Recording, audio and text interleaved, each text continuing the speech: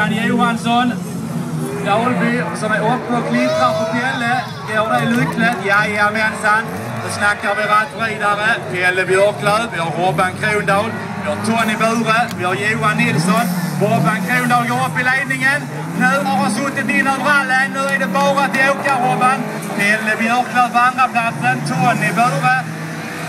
Håkan Johansson, Johan Nilsson. De jagar. Vad ska hända? Det vet man inte för nästa kurva i tagen. Pelle Björklöv går ordinarie spår. Robban Krondahl gick ut. Tony Bure ordinarie. Robban Krondahl måste på andra platsen.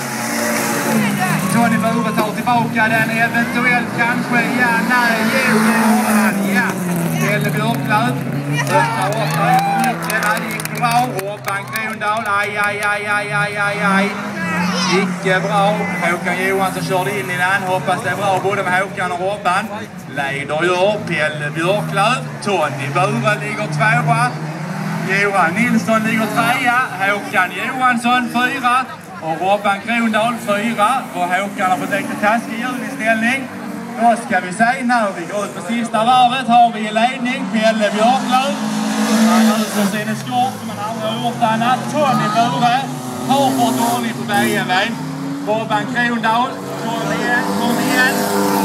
Det är bara till både så får du lite poäng. Absolut. Pelle Björklöv har du med och ge upp över krönet. Jajamensan. Och där. Bra kört. Tony Bure tvåa. Johan Nilsson. Det går på tredje plats. Ja, Pelle Björklöv fixar. Här ska ut i alternativet nu. Det ska inte Tony. Det är spännande. Blir det blått eller gult? Blir det blått eller gult? Det blir blått. Vi lyfter på hatten. Pelle Björklöv. Andra plats. Tony Bure. Trea. Johan Nilsson. Jajamensan.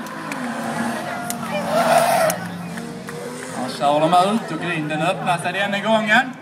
Robban Krondahl. Sicken otur. Du hade det. Du var med där uppe. Icke roligt när det blir på det viset när man är med där uppe och så går det för brett så kör man bort hos sig och det snurrar och grejer. Men som sagt, åter spottar i nävarna på det. Det blir en fjärde plats och det blir lite poäng i detta.